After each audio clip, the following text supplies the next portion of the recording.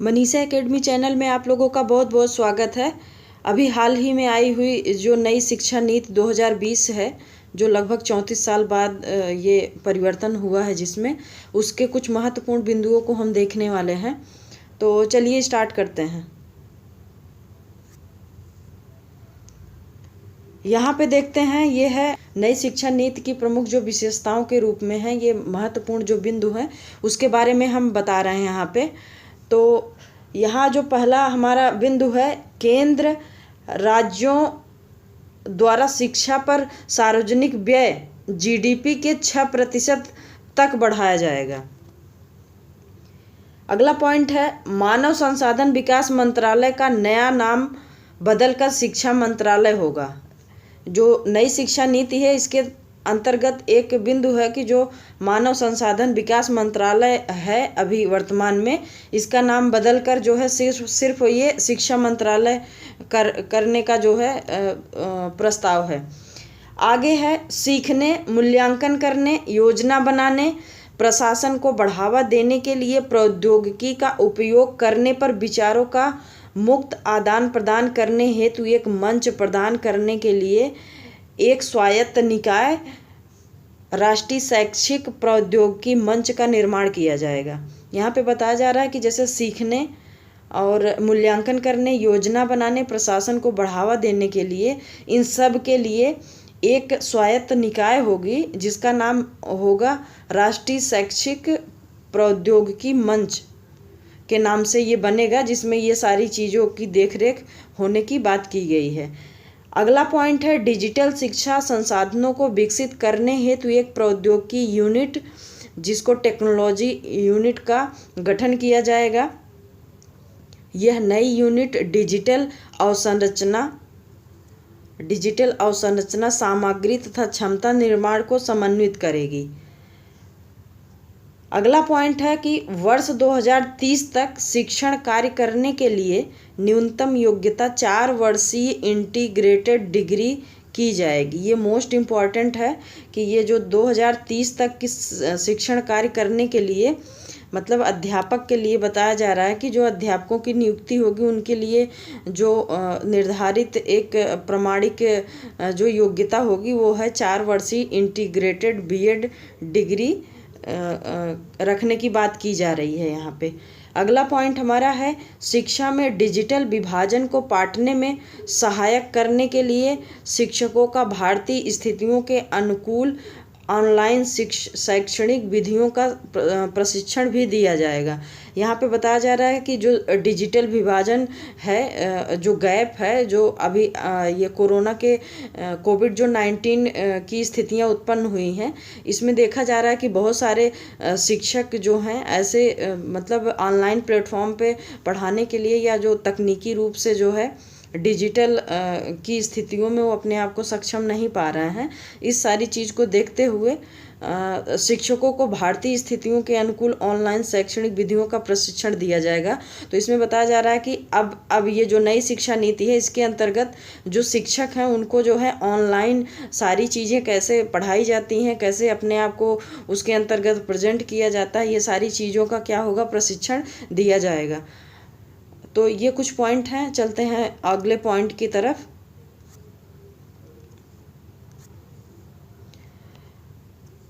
यहाँ पे कुछ पॉइंट और दिए गए हैं कि 3 वर्ष से 6 वर्ष की आयु तक प्री प्राइमरी शिक्षा को वर्ष 2025 तक सार्वभौम किया जाएगा। वर्ष 2030 तक स्कूली शिक्षा में 100 नामांकन के साथ पूर्व विद्यालय के माध्यमिक स्तर तक की शिक्षा के सार्वभौमिकरण का लक्ष्य है। इसमें 2025 तक लक्ष्य बनाया गया है कि शिक्षा का क्या होगा, सार्वभौमिकरण किया जाएगा। अगला पॉइंट है, स्कूल में 6ठे ग्रेड से ही व्यावसायिक शिक्षा शुरू की जाएगी। इसमें इंटर्नशिप शामिल होगी। ये मोस्ट इम्पॉर्टेंट है। अभी तक जो भारत में शिक्षा दी जाती थी वो एक हिसाब से व्यावसायिक शिक्षा नहीं थी, और ये एक समय के बाद जैसे ग्रेजुएशन या पोस्ट ग्रेजुएशन होने के बाद कुछ स्थितियों में जिनकी इच्छा होती थी वो व्यावसायिक शिक्षा ग्रहण करते थे, लेकिन अब अनिवार्य रूप से जो छठे ग्रेड से ही बच्चों को क्या एक व्यावसायिक शिक्षा के रूप में भी इंटर्नशिप शामिल किया जाएगा। अगला पॉइंट है कक्षा 5 तक बच्चे की मातृभाषा को शिक्षा के माध्यम के रूप में उपयोग किया जाएगा। यहाँ पे लगभग ये बातें पहले भी होती थी, लेकिन अब इस पे और भी जोर दिया जा रहा है कि जो 5वीं कक्षा तक जो बच्चे होंगे उनकी मदर लैंग्वेज जो है उसी के माध्यम में उनको शिक्षा देने का प्रयास किया जाएगा, क्योंकि इससे बहुत सारी चीज़ें ये है कि बच्चों को समझने में आसानी होती है, क्योंकि वो जिस क्षेत्र में जिस माहौल में वो होते हैं उस भाषा को अच्छे से समझ पाते हैं, और उसी भाषा में यदि छोटे बच्चे हैं उनको अगर उसी भाषा में कोई अध्ययन चीज़ है जो पाठ्यपुस्तक है उसकी बातों को अगर हमको उनको बेहतर तरीके से समझाना होता है, तो अगर हम उनकी भाषा में उनकी मदर लैंग्वेज में अगर समझाएंगे तो कम समय में और आसानी से बिना किसी समस्या के वो समझने में अपने आप को सक्षम पाते हैं। तो इस वजह से यहाँ पे मातृभाषा या मदर लैंग्वेज की शिक्षा का माध्यम के रूप में जोड़ दिया जा रहा है। एक अगला है एक नई पाठ्यक्रम संरचना लागू की जाएगी जिसमें 3 साल की आंगनबाड़ी या प्री स्कूलिंग को सम्मिलित किया जाएगा। आगे है बुनियादी साक्षरता और संख्यात्मक ज्ञान पर एक राष्ट्रीय मिशन की स्थापना की जाएगी। यहाँ पे बताया जा रहा है कि जो बुनियादी साक्षरता जो बुनियादी संरचना और संख्यात्मक ज्ञान पर एक राष्ट्रीय मिशन की स्थापना की जाएगी। तो बुनियादी साक्षरता मतलब जो ज़रूरत की चीज़ें हैं, जैसे साक्षरता में सिर्फ जान लेना ही ये वो नहीं है, उसको लागू करना भी, उसको अपने करियर में किस तरह से समायोजित करना है, समन्वित करना है, तो इन सब पे भी इस पे ध्यान दिया जाएगा जिस पे राष्ट्रीय मिशन की स्थापना की जाएगी। आगे है जिसके अंतर्गत राज्य वर्ष 2025 तक सभी प्राथमिक स्कूलों में कक्षा 3 तक सभी स्कूलों में कक्षा 3 तक सभी विद्यार्थियों द्वारा सार्वभौमिक बुनियादी साक्षरता एवं संख्यात्मक ज्ञान प्राप्त करने हेतु एक कार्यान्वयन योजना तैयार करेंगे। इसमें एक टारगेट शिक्षा की बात की जा रही है कि अभी तक जो मतलब वो जो चीज़ें थी ना वो क्लियर नहीं थी कि शिक्षा कैसे दी जानी है, साक्षरता बुनियादी साक्षरता क्या है, संख्यात्मक ज्ञान उनको संख्यात्मक ज्ञान है या नहीं है, जो ये जो जोड़ घटाव गुणा भाग ऐसे सारी चीज़ें होती हैं। तो लगभग यहाँ पे टारगेट किया जा रहा है। तो ये कक्षा 3 तक सभी विद्यार्थियों तक ये जो है बुनियादी साक्षरता और संख्यात्मक जो ज्ञान है इसको प्राप्त करने हेतु एक कार्यान्वयन योजना तैयार करेंगे। मतलब इस चीज़ पे बहुत ध्यान दिया जा रहा है, चीज़ें जो है बेसिक चीज़ें अच्छे से बच्चों को आ जाएं उसके, ताकि उसके आगे जो है उनको और भी चीज़ें बताने का प्रयास किया जाएगा। अभी तक जो शिक्षा होती थी उसमें बच्चों को वो 5 में पढ़ रहे हैं, 6 में पढ़ रहे हैं, बहुत चीज़ें ऐसी हैं जो सरकारी विद्यालयों का ये हाल है, स्कूलों का ये हाल है कि जो बच्चे होते हैं वो 5 तक 6 तक पढ़ लेते हैं, लेकिन उनको जो है बुनियादी साक्षरता और जो संख्यात्मक ज्ञान है वो उसका आता पता नहीं होता है। बहुत सारे बच्चों को कुछ भी नहीं आता है अगर पूछ लिया जाए।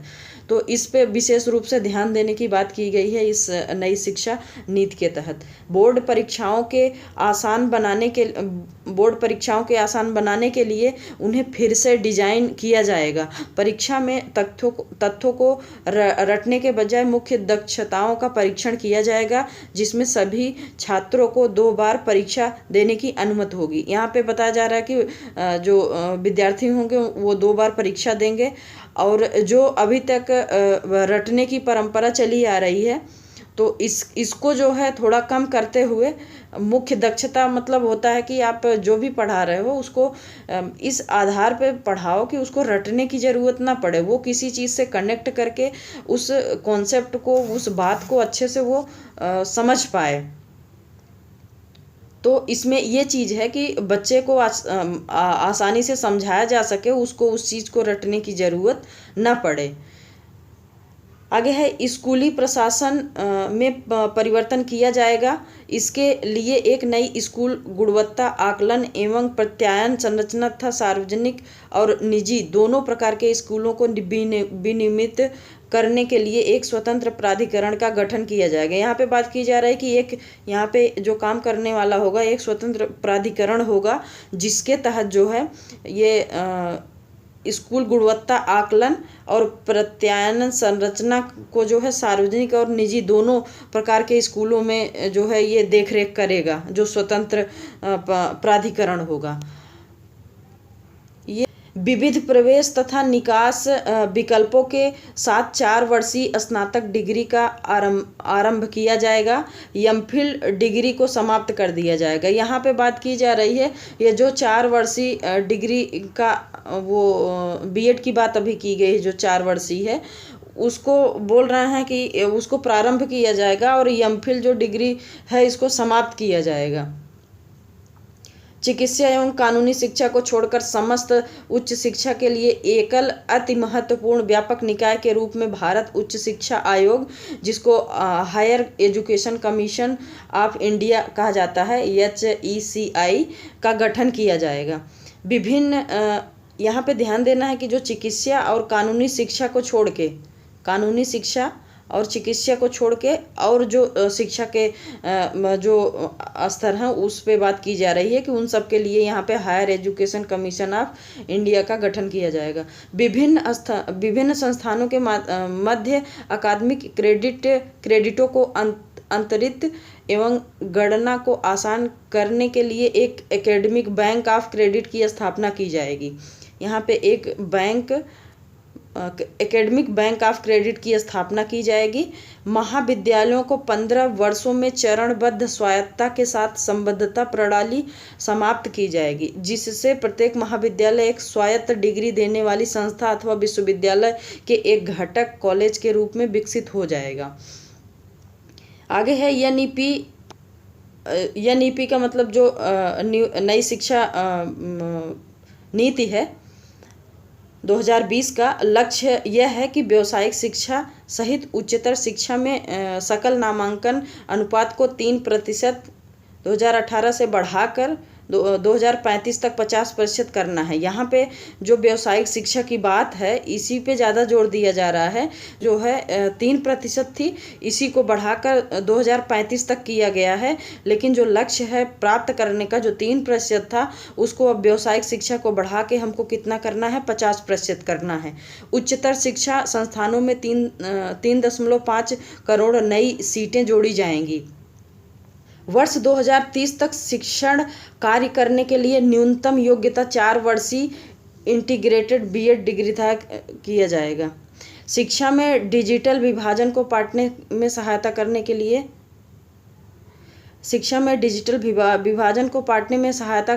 लिए शिक्षकों को भारतीय स्थितियों के अनुकूल ऑनलाइन शैक्षणिक विधियों का प्रशिक्षण भी दिया जाएगा। जनजाति तथा देशज ज्ञान सहित भारतीय ज्ञान पद्धतियों को पाठ्यक्रम में परिशुद्ध तक वैज्ञानिक तरीकों से सम्मिलित किया जाएगा। ये बहुत महत्वपूर्ण है। समान और समावेशी शिक्षा आकांक्षी जिले जैसे क्षेत्रों जहां बड़ी संख्या में छात्रों को आर्थिक, सामाजिक या जातिगत बाधाओं का सामना करना पड़ता है को विशेष शैक्षिक क्षेत्र के रूप में नामित किया जाएगा। ये भी बहुत ही महत्वपूर्ण पॉइंट है। यहाँ पे ये बताया जा रहा है कि जो समान और समावेशी शिक्षा की जो आकांक्षा है, जो लक्ष्य है, तो ये तो सबके लिए है, लेकिन कुछ ऐसे क्षेत्र हैं, कुछ ऐसे जिले हैं जिसमें बड़ी संख्या में जो है छात्र आर्थिक रूप से परेशानियों की वजह से पढ़ाई नहीं कर पाते हैं, सामाजिक स्थितियों की वजह से भी पढ़ाई नहीं कर पाते हैं। सामाजिक में विशेष रूप से इसमें महिला जो लड़कियां होती हैं उसमें आती हैं कि सामाजिक दबाव है, उनको शिक्षा के लिए आगे नहीं बढ़ाया जाता है, और अगर स्कूल वगैरह दूर है तो नहीं भेजा जाता है। जातिगत बाधाएं भी होती हैं। तो इन सब बिंदुओं को देखते हुए जो है यहाँ पे विशेष शैक्षिक क्षेत्र के रूप में घोषित किया जाएगा। ऐसी जगह जो ऐसा जिला है, जो ऐसा क्षेत्र है, उसको विशेष शैक्षिक क्षेत्र के अंतर्गत जोड़ा जाएगा।